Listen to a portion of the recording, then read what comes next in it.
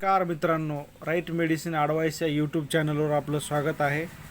आज आपण Phensedyl DX या 100 ml कप सिरपबद्दल संपूर्ण माहिती जाणून घेणार आहोत. याचा उपयोग काय होतो, हे किती औषध घ्यावे पाहिजे, कोणत्या खोकल्यावर याचा उपयोग होतो, याची संपूर्ण माहिती आज आपण या व्हिडिओमधून जाणून घेणार आहोत.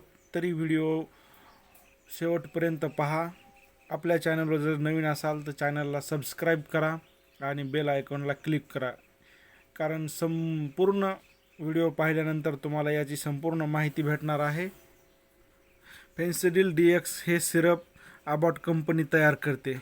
यामध्ये कंटेंट बघा, डेक्झामिथॉर्फेन 10 mg, त्याच्यानंतर क्लोरोफेनामाइन मालेट 2 mg, क्वांटिटी सफिशियंट असा आहे. याचा उपयोग आपण कोरडा खोकला असेल तर आपण याचा उपयोग करू शकतो, किंवा तुम्हाला बेडक्यांचा खोकला येत असेल तरी पण आपण याचा वापर करू शकतो, किंवा काही ॲलर्जिक खोकला येत असेल किंवा सारखा दम भरत असेल खोकला येऊन तरी पण आपण याचा उपयोग करू शकतो. सर्दी खोकला असेल तर आपण याचा उपयोग करू शकतो. घशामध्ये खवखव होत असेल तरी आपण याचा उपयोग करू शकतो. याचा डोस कसा घ्यायचा हे मी तुम्हाला सांगणार आहे. याचा डोस मोठ्या माणसांनी 10 ml 3 वेळा घ्यावा.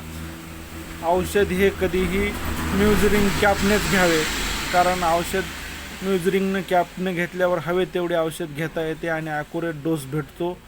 मोठ्या माणसांनी 10 ml 3 वेळा घेणे आणि 10 ते 15 वयोगटातील व्यक्तींनी याचा उपयोग 5 ml 3 वेळा करावा.